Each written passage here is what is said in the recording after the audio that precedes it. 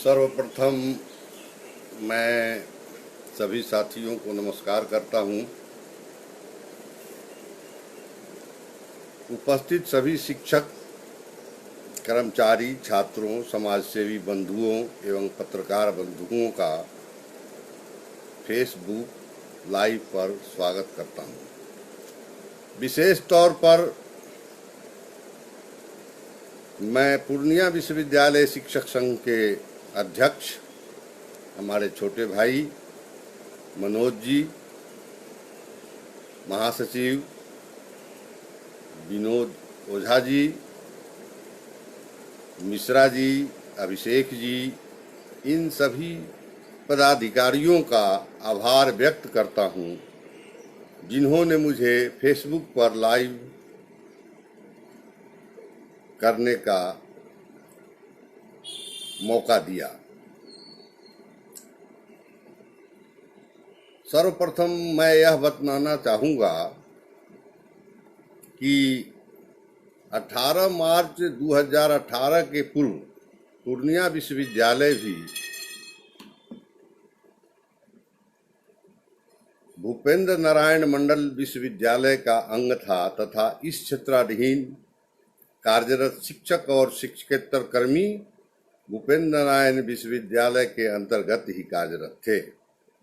इस क्षेत्र के अंतर्गत आने वाले सामाजिक जनप्रतिनिधियों एवं छात्र के विशेष अनुरोध पर बिहार सरकार ने भूपेंद्र नारायण मंडल विश्वविद्यालय की परिसीमन करते हुए पूर्णिया विश्वविद्यालय को स्थापित किया ताकि इस क्षेत्र में रहने वाले तथा इस क्षेत्राधीन पढ़ने वाले छात्रों को किसी तरह की कठिनाई का सामना नहीं करना पड़े तथा प्रशासनिक रूप से छोटे होने के बावजूद इस क्षेत्र में आने वाले महाविद्यालय के शिक्षकों, शिक्षकेतर कर्मियों तथा छात्रों की समस्या स्वयं निष्पादन किया जा सके।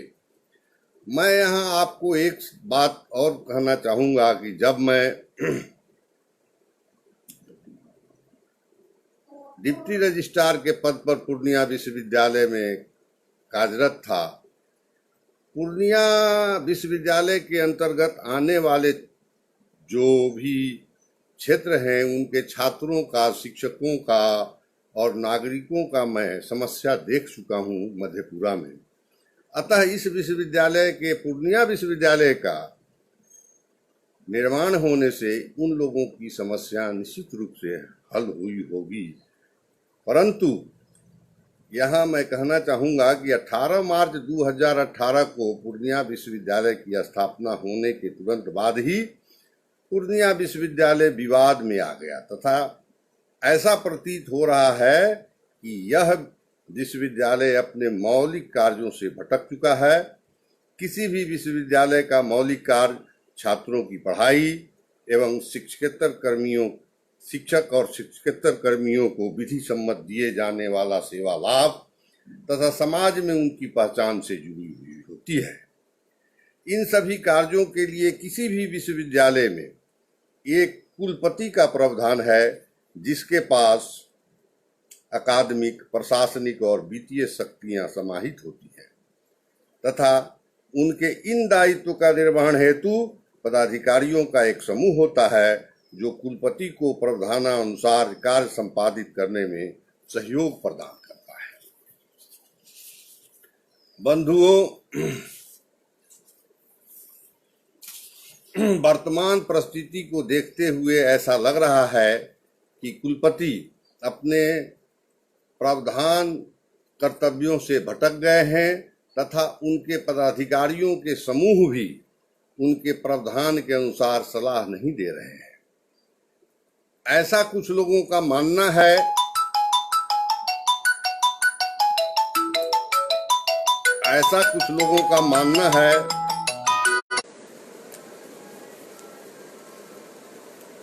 ऐसा कुछ लोगों का मानना है कि माननीय कुलपति केंद्रीय विश्वविद्यालय से आए हैं, अतः बिहार राज्य के विश्वविद्यालय प्रावधान से पूर्णतः वे अवगत नहीं है, परंतु पदाधिकारी तो विश्वविद्यालय के हैं। अतः उन्हें क्या कठिनाई हो रही है यह समझ से परे है। लेकिन मैं यहाँ एक अपनी बात कहना चाहूँगा आप लोगों को कि मैं तो सारा केंद्रीय विश्वविद्यालय, राज्य स्तरीय विश्वविद्यालय, डीम्ड विश्वविद्यालय, क्योंकि जोनल सेक्रेटरी होने के नाते मैं अखिल भारतीय विश्वविद्यालय शिक्षक महासंघ के जोनल सेक्रेटरी होने के नाते हमें सभी विश्वविद्यालयों, भारत के सभी मैक्सिमम विश्वविद्यालय के लोगों से भेंट है। हमको ऐसा कहीं कुछ समझ में नहीं आ रहा है कि केंद्रीय विश्वविद्यालय में रहने वाले कुछ अलग व्यवहार करते हैं और राज्य स्तरीय वालों का कुछ अलग है। हाँ, कुछ प्रावधानों में अंतर हो सकता है, मैं मानता हूँ, लेकिन वो जब उस पद पर जो लोग जाते हैं तो उनको प्रावधानों की जानकारी होती है और तभी उनको ये वाइस चांसलर का पद दिया जाता है। इसलिए इस बात से मैं सहमत नहीं हूँ। वर्तमान कुलपति जो हमारे पदभार ग्रहण करने के बाद जिस तरह की कार्य संस्कृति को प्रदर्शित किए हैं तथा वित्तीय अधिकारों का जिस तरह से प्रयोग किए हैं, वे इनके कार्य पद्धति पर प्रश्न चिन्ह खड़ा करता है। ये अपने मन के अनुरूप कार्य करवाने के लिए प्रधानाचार्यों एवं पदाधिकारियों पर दबाव देते रहे हैं, जिसका परिणाम ये हुआ कि एक नवनिर्मित विश्वविद्यालय शुरू में ही अपने अस्तित्व को प्राप्त करने से वंचित रह गया। इनके छोटे से कार्यकाल में, बंधुओं, मैं यहाँ कहना चाहूँगा कि इनके छोटे से कार्यकाल में 3 कुल सचिव और 2 वित्त पदाधिकारी को त्याग देना पड़ा। यही नहीं रहा बात, प्रथम प्रतिकुलपति भी इनके कार्य पद्धति से असंतुष्ट रहते थे तथा अपना त्याग पत्र देकर चले गए। यहाँ तक भी कहा जाता है कि इनके द्वारा किए गए मानसिक प्रताड़ना से एक प्रतिष्ठित कॉलेज के प्रधानाचार्य की हृदय गति रुक गई। मैं आप लोगों को, बंधुओं, कुछ बात बताना चाहूँगा कि मैं कई ऐसे प्रधानाचार्य पूर्णिया विश्वविद्यालय को जानता हूँ जो काफी विद्वान और सक्षम प्रधानाचार्य हैं, परंतु विश्वविद्यालय के ये जो हमारे कुलपति महोदय हैं, इनके कार्य पद्धति से इतने प्रताड़ित हो गए हैं कि वे मानसिक प्रताड़ना के अभी शिकार हैं। मैं अगर वर्तमान की बात किया जाए तो शिक्षक और शिक्षकेतर कर्मियों का हड़ताल लगभग 3 महीनों से चल रहा है। यह हड़ताल 3 महीने से, बंधुओं, नहीं चल रहा है। यह हड़ताल विश्वविद्यालय में जब से कुलपति आए हैं और जब से इस विश्वविद्यालय का निर्माण हुआ है, तभी से हड़ताल का भी शुभारंभ हो गया है। लेकिन कुलपति महोदय पर इसका कोई भी संज्ञान लेने के पक्ष में नहीं है। कुलपति महोदय को मैं कहना तो चाहूंगा कि हद तो तब हो जाती है जब शिक्षक पदाधिकारी उनके कार्यों का सही सराहने का कोशिश करते हैं। शिक्षक संघ पूर्णिया इकाई जो एक वैधानिक संस्था है, जब अपने मांगों को उनके समीप रखता है तथा उसकी पूर्ति नहीं होने पर कुलाधिपति कार्यालय को प्रेषित करता है, तो माननीय कुलपति द्वारा दंडात्मक कार्रवाई की जाती है। संघ के अध्यक्ष एवं सचिव को निलंबित कर दिया जाता है। यहां मैं एक बात बताना चाहूंगा कि इस ऐसे मानसिकता के कुलपति कभी कभी आ जाया करते हैं। जैसे हम लोगों के समय में बीएन मंडल विश्वविद्यालय में आर.के. चौधरी नामक एक कुलपति आए थे, जो खड़े खड़ी शिक्षक और कर्मचारियों को निलंबन का आदेश उनके हाथ में थमा देते थे। तो ये एक इस तरह के जो है एक इस मानसिकता का एक ऐसा पदाधिकारी का एक वर्ग आता है, इसलिए बहुत घबराने की जरूरत नहीं है।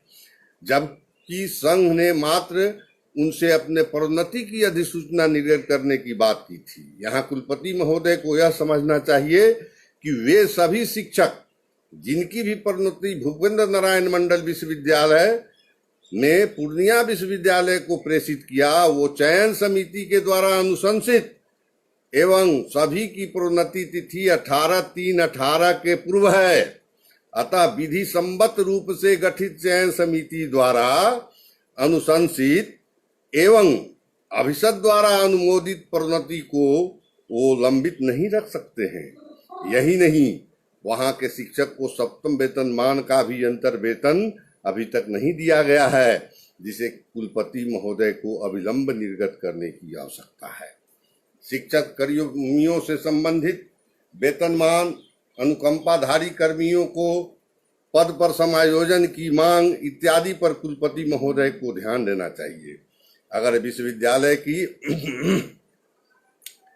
शैक्षणिक व्यवस्था को देखा जाए तो इससे भी वहां के छात्र असंतुष्ट हैं। इस विश्वविद्यालय में कई ऐसे पाठ्यक्रम शुरू किए गए हैं जिनका अनुमोदन राज्य सरकार से प्राप्त नहीं है। अतः आगे इसे अमान्य होने का डर रहेगा। कुलपति महोदय, आपको चाहिए कि लीडरशिप के दायित्व को निभाते हुए सर्वप्रथम विश्वविद्यालय में सभी नए पाठ्यक्रमों का अनुमोदन एवं स्नातकोत्तर विभाग के लिए पद का अनुमोदन राज्य सरकार से प्राप्त करें। नहीं तो भविष्य में पूर्णिया विश्वविद्यालय और विश्वविद्यालय अनुदान आयोग से 12B में पंजीकृत नहीं हो पाएगा तथा शिक्षक एवं कर्मियों को विधि सम्मत मांग को मानते हुए विश्वविद्यालय के विकास में अपना योगदान दें।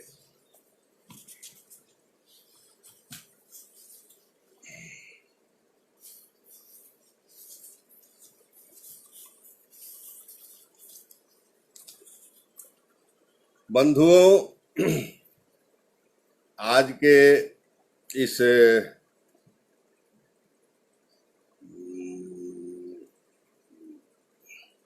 हमारे विचार में बहुत सारी मुद्दाएं हैं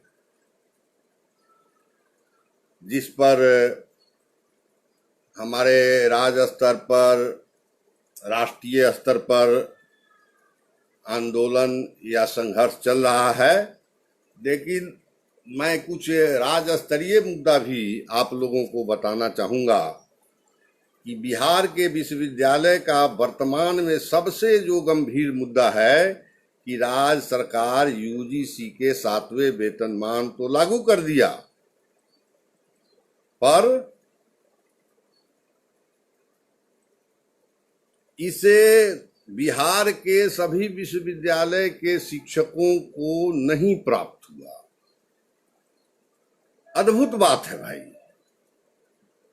कि राज्य सरकार अंतर्वेतन की राशि विश्वविद्यालय को दे दिया, परंतु विश्वविद्यालय के कुछ पदाधिकारी, कुछ वाइस चांसलर तथा बिहार सरकार के जो अफसरशाही की गलत निर्णय है, इसके कारण यहाँ जो इस राज्य में बड़ा अद्भुत स्थिति पैदा हो गई है अंतर्वेतन के संबंध में। किसी विश्वविद्यालय को यह राशि पूर्णतः मिल गया है, किसी विश्वविद्यालय को यह अंतर्वेतन की राशि कुछ महीनों का मिला है। समझ में नहीं आता है कि यह सरकार की कैसी नीति है। कुछ शिक्षा विभाग के गलत मानसिकता वाले अफसर बिहार के लोकप्रिय मुख्यमंत्री माननीय नीतीश कुमार जी एवं लोकप्रिय उप मुख्यमंत्री माननीय सुशील मोदी जी को बदनाम करना चाहते हैं। मैं यहाँ एकदम स्पष्ट रूप से कहना चाहूँगा कि ये दोनों जो हमारे लोकप्रिय नेता हैं, उनको बदनाम करने की शिक्षा विभाग के कुछ अफसरों द्वारा साजिश की जा रही है। बदनाम करना चाहते हैं वो। इसलिए मैं माननीय मुख्यमंत्री जी से एवं उप मुख्यमंत्री जी से आग्रह करना चाहता हूं कि ऐसे अफसरों को का चिन्हित किया जाए। ऐसे अफसरों को चिन्हित किया जाए और चिन्हित कर उसे दंडित करने की काम किया जाए। साथ ही साथ सभी विश्वविद्यालय के शिक्षकों को यथाशीघ्र वेतनांतर की राशि उपलब्ध कराया जाए। इस संबंध में एक बात आप सभी को मैं कहना चाहूंगा कि हमारे फुटाव के महासचिव भाई संजय कुमार सिंह जी एवं कोसी क्षेत्र के विधान पार्षद माननीय संजीव कुमार सिंह जी से उप मुख्यमंत्री को वार्ता के बाद यथाशीघ्र भुगतान करने की बात हो चुकी थी, परंतु अफसरशाही के भवन जाल में यह आदेश महीनों तक अभी तक लंबित है, महीनों से।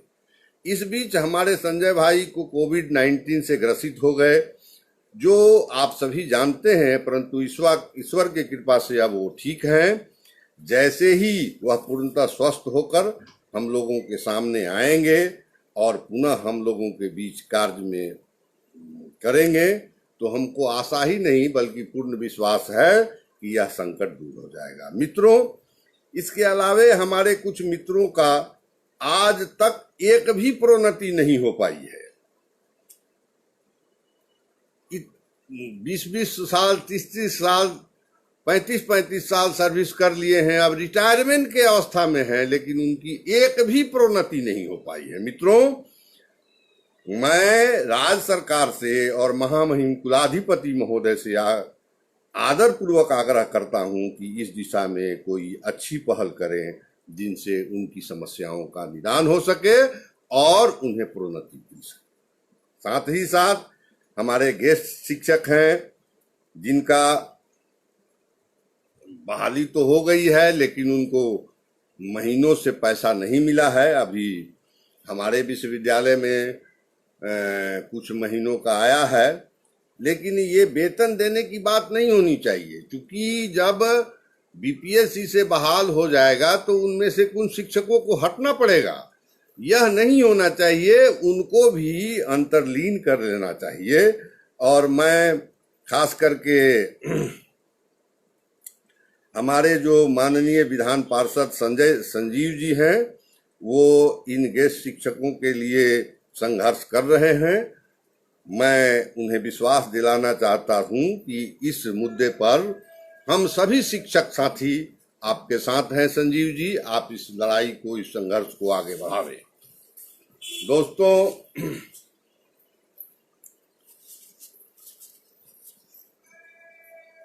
कुछ राष्ट्रीय मुद्दा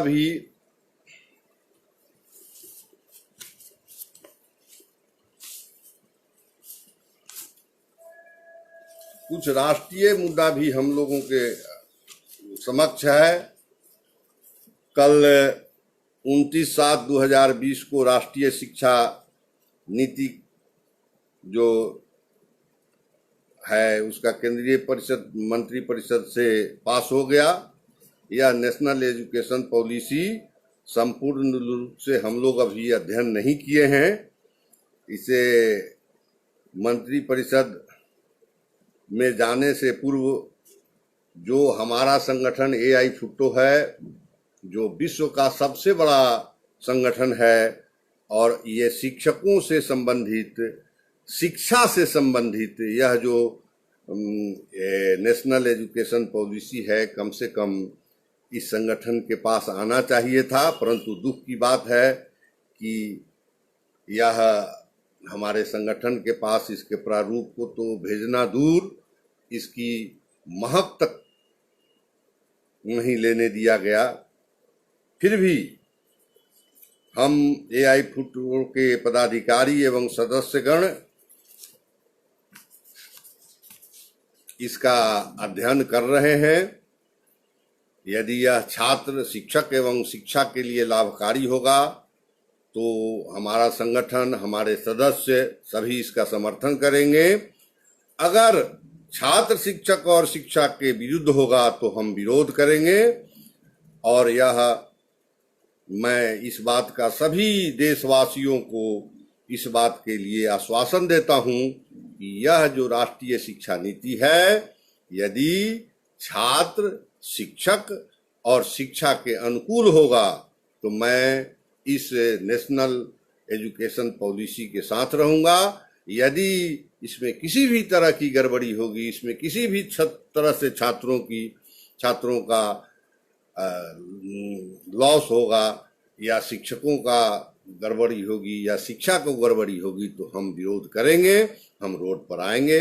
यह बात हम सभी बंधुओं को कहना चाहता हूं। मित्रों,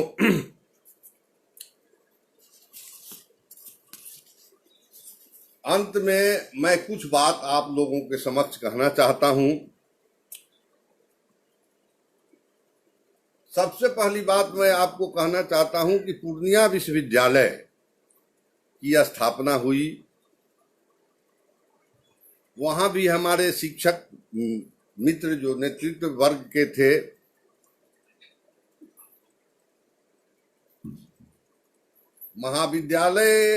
विश्वविद्यालय के स्थापना के साथ ही वहां कॉम्प्लिकेशन शुरू हो गया।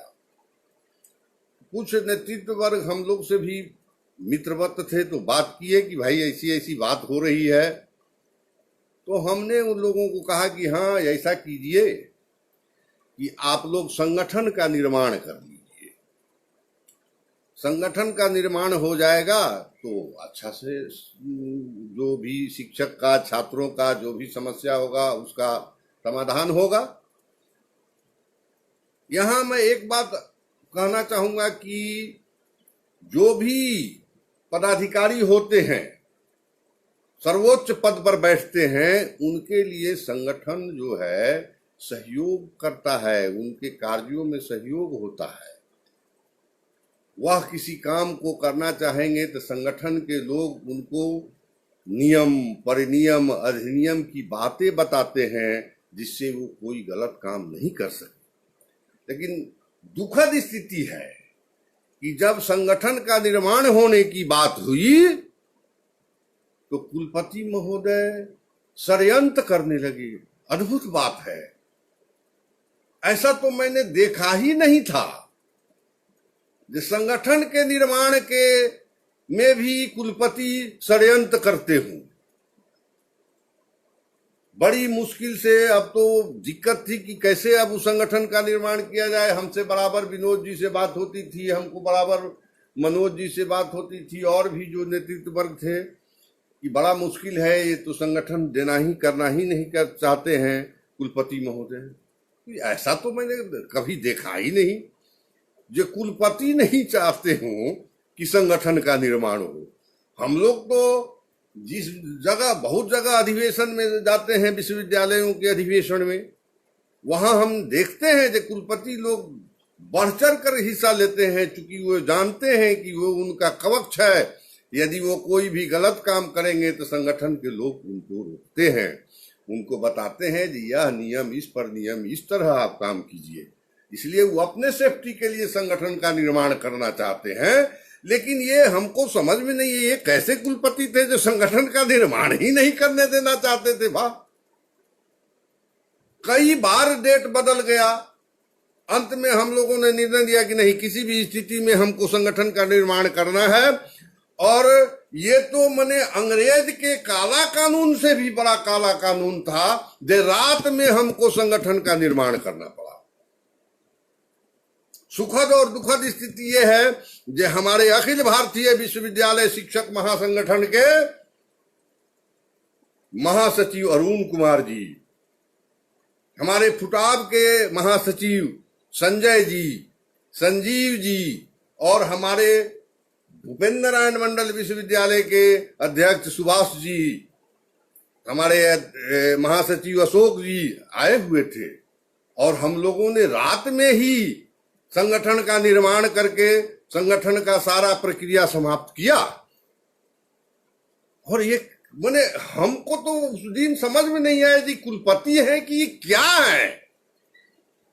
अरे भाई, आप कुलपति हैं, सारे कुल के पति हैं, और आपकी यह स्थिति बहुत दुखद है। कुलपति महोदय, मैं आपसे आग्रह करता हूं कि शिक्षकों का इस तरह से अपमान नहीं कीजिए। आप भी एक शिक्षक हैं, और आप शिक्षक हैं, सबसे पहले आप शिक्षक हैं। उसके बाद आप कुलपति हैं, या उसके बाद आप प्रो वाइस चांसलर हैं, उसके बाद आप रजिस्ट्रार हैं। पहले आप कुलपति हैं, पहले आप शिक्षक हैं। तो शिक्षकों की भावना के साथ खिलवाड़ नहीं कीजिए कुलपति महोदय, क्योंकि जो भी शिक्षक के भावना से खिलवाड़ किया है उसको भगवान भी नहीं छोड़ा है। आप वाइस चांसलर होते हैं, आप प्रो वाइस चांसलर होते हैं, आप रजिस्ट्रार होते हैं, या आप प्रिंसिपल होते हैं, आज ये संगठन है तब आप हैं। यदि संगठन नहीं होगा तो सारा पद आपके नौकरशाह धर लेगा, आप वाइस चांसलर नहीं हो सकिएगा माननीय राजेश जी। वह सब पद आईएएस और ये अफसरशाह ले लेगा। ये संगठन है जो लड़ करके शिक्षकों का अपना हक और हुकूक दिलवाता है। 7वां वेतन आपको भी मिलेगा, उसके लिए भी लड़ाई हम शिक्षक ही लड़े हैं, तब आज आपको भी 7वां वेतन मिलेगा माननीय कुलपति महोदय। बहुत दुखद स्थिति है, बहुत अद्भुत स्थिति है। जो उसका संरक्षक है उसी को आप परेशान कर रहे हैं। वाह। तो मित्रों, और बहुत सारी बातें कहनी थी और पुनः बातें होती रहेंगी। मैं अंत में माननीय कुलपति महोदय को एक तुलसीदास के इस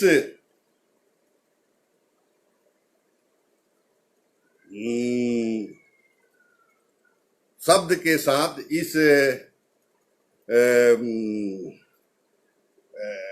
विचार के साथ मैं अपनी वाणी को समाप्त करूंगा कि जो तुलसीदास जी कहे हैं कि जास राज प्रिय प्रजा दुखारी, सो निरपावस नरक अधिकारी।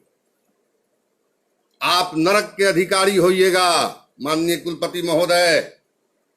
अभी भी सचेत हो जाइए, शिक्षकों से वार्ता कीजिए, शिक्षकों के दुख में अपना साथ दीजिए। इसलिए मैं पुनः आपसे कहता हूं कि जास राज प्रिय प्रजा दुखारी, सो निपवस नरक अधिकारी। आप नरक के अधिकारी हो जाएंगे। मित्रों, ये मैं कुलपति महोदय को एक अपना विचार देकर जाता हूं कि वो शिक्षकों से वार्ता करें, कर्मचारियों से वार्ता करें, छात्रों की समस्याओं पर ध्यान दें, अन्यथा बहुत उनको दिक्कत होगा। आज आप कुलपति हैं, कल आप भी शिक्षक होइएगा। इन्हीं शब्दों के साथ मैं अपना वाणी को विराम देना चाहता हूं। जय शिक्षक, जय शिक्षक सब।